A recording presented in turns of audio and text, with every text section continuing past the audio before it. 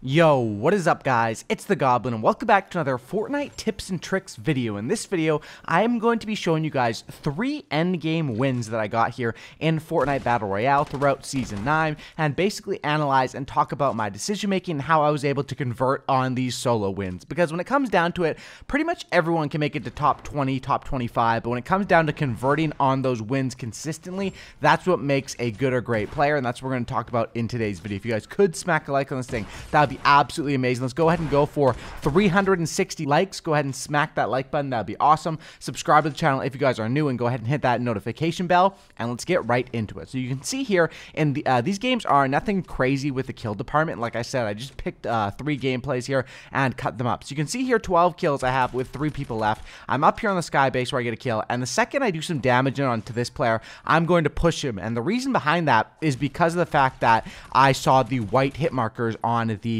tactical assault rifle as I was hitting him. Right here I get the wall replaced, but this guy's pretty quick. What he does is that he actually, as I go to edit the wall, destroys my wall, and this guy tends to box up, which this is a common thing. However, he tries to edit through. I kind of just let him because I know, number one, he's already weak, and when a player's weak like that, I want to just keep the pressure on him, try to make sure he can't pop a slurp, or well, slurps are pretty easy to pop, but like a med kit, a campfire, minis, anything like that, and I'm able to get the kill. So you can see here, moving on to my next fight, I'm taking these fights when I am in the advantageous position.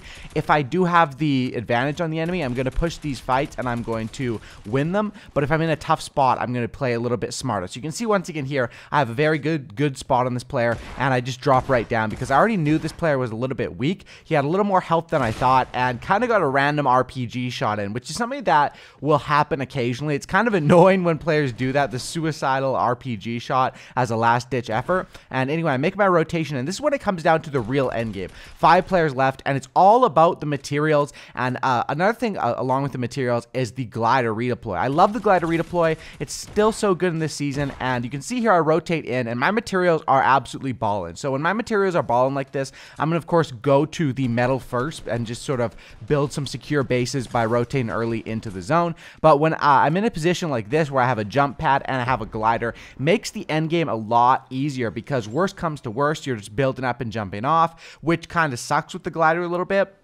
But with the jump pad, it's so efficient. So you can see here, I'm basically, you know, when I have 3,000 mats, I'm not worried. I don't really have to rotate early. I can just sort of play this how I want to play it, and when there's 3 people left, I want to do as much damage as I can. So right here I'm getting damage on this player. Of course, he's down to white HP. The other player, I'm not sure where they're at. Of course, there's 3 left, so I'm trying to track. I know there's 1 here, there's me, and I don't know where the next player is. I'm guessing he's probably down below me. So I go for the push on this player just because I know that, number 1, I have to push this way anyway because this is where the zone is, and number 2, I already got some damage on that player. He ends up dying basically, I guess, to the storm, and that's the way that in one of the updates, it's really easy to get kills nowadays. Like a lot of kills, if you damage someone and they die to the storm like way later, you will get the kill, and the other player, I guess, never even made it out of the storm. So it's always important to have mobility late game, and you can see how I was able to capitalize there just by, well, you know, winning my fights and having an unbelievable amount of mats based on that. Now here's another game here where I don't have as many mats, and boom, I'm getting third party right away. When the first fight, second one's pushing up on me, and immediately it's all about maintaining the high ground. When you already have the high ground, maintaining it. That guy goes to ramp out on the side. I spray at that ramp with my drum gun and make him fall down, which is a genius play. And after that, I was pretty hyped up on my stream because those 2 players tried to push me and basically won off that, or, you know, won those engagements. So I'm able to loot them, and here comes another player. This will happen occasionally. You will get super aggro players that push you, and when this happens, it's all about getting the damage in on the air. Like when players are flying directly at you, doing damage and going aggro while they're still in the air, because when you're in the air, you can't defend, you can't build, you can't go aggro. All you can do is just fly around and sort of defend. And here I go, of course, try to get the wall replaced on this guy who once again tries to ramp out. So you can see in this game, I was fighting against some players that were, or well, this is a different game here, but you can see there's some players that kind of knew what they were doing, and I'm not panicking. I'm taking my time, and I'm making sure to try to not waste materials, which is something that I've been getting a little bit better at lately. When I have way more materials, it's a lot easier. Right on top of me, and boom, really easy to edit that player in and pick up the kill right there. So you can see here, 8 kills, or no, not 8 kills, 8 players left, 3 kills, and my mats, this is a game where it's not like last game. I don't have just great mats based off my kills, so I have to farm as I'm going through. This player, of course, goes flying, and sometimes the bloom just doesn't work out for you where you can't get the damage done or not as much damage done in the air, but I always recommend taking the shots anyway. Right here, I'm in a spot where they're on different angles from me, and this is where it's all about patience, and you can see here I'm editing and shooting out the side of this just because when I'm doing that, of course, basically in a full-on box, there's nothing the other players can do to me. Of course, I get boxed, or not boxed out, but knocked down, and as soon as that happens, I'm able to build up and just jump off like this. See, it's a lot easier to rotate, and this is why I still like glide to redeploy, and you'll see me use, like, in this gameplay, 2 weapons. I had that in the last gameplay as well.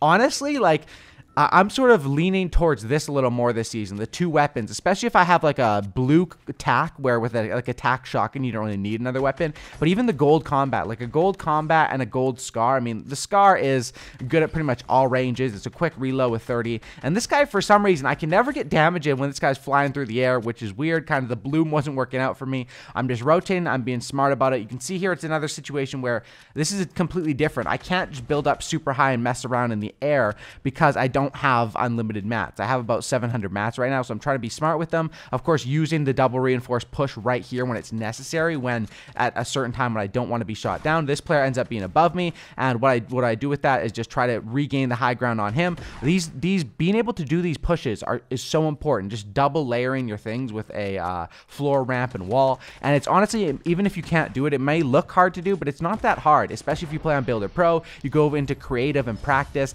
and it's a very important thing to do, because especially late game when mats are not really a problem, securing that is super duper important. So you can see there we're able to secure that win with a nice shot, basically jumping there. And we'll go into another gameplay here, which this gameplay is from way earlier in the season. But you can see there, first of all, editing out the side, I'm set up in a base on top of a mountain, and this is another one where I have a good amount of mats. And you can see here when I realize I have a good amount of mats, I'm in the zone, I go and I double reinforce my base. And it's really important to always remember your base is basically what you're built up on, what the bottom level is, because there's going to be people that are either going to try to pickaxe you down, RPG you down, heavy snipe you down. I mean, there's people that do anything to knock you down, so I'm able to get that height advantage, and I'm able to capitalize on it. And once again, I go and I build up and I get into another height advantage. You can see my inventory, even though this is a little bit of an older gameplay, still a similar inventory, and I still do like 3 weapons, but if I find a glide to redeploy, especially like early to mid game, glide to redeploy is not that important, but when I'm at this stage in the game,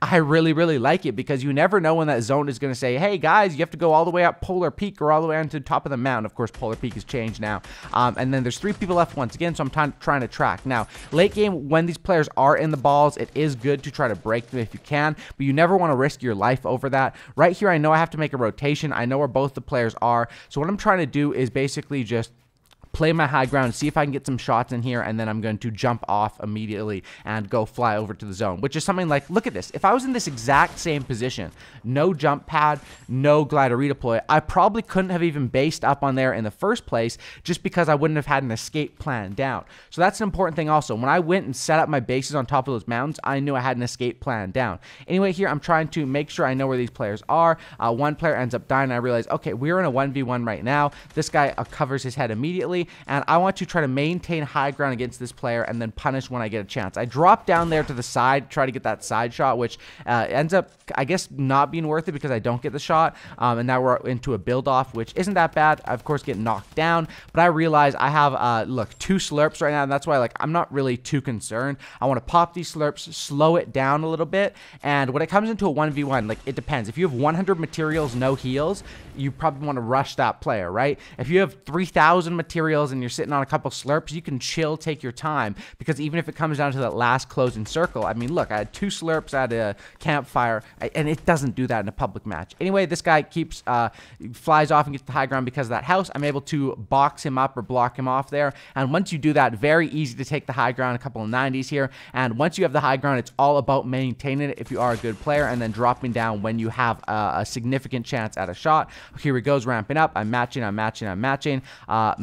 constantly, which if you're a good builder, you should be able to do this against most players. And this is why practicing in creative, you don't have to be the craziest builder, but just being able to match players even when you're a little bit above is very, very important. Always trying to track this guy and realize, because the zone is going to come down to it very, very soon, and this is partly where the zone is going to be moving with the other player. I like to maintain high ground. I pop the second slurp even though I'm full health, just because why not? I know the game's probably going to end here. I choose to basically drop down there, waterfall down, which is smart sometimes if you have a little bit of height to go down, and then another jumping midair shot for the win. So you can see there how I played those games, how my play style is not only based on the zone and how many people are left, but it's based off my inventory, my materials, and stuff like that.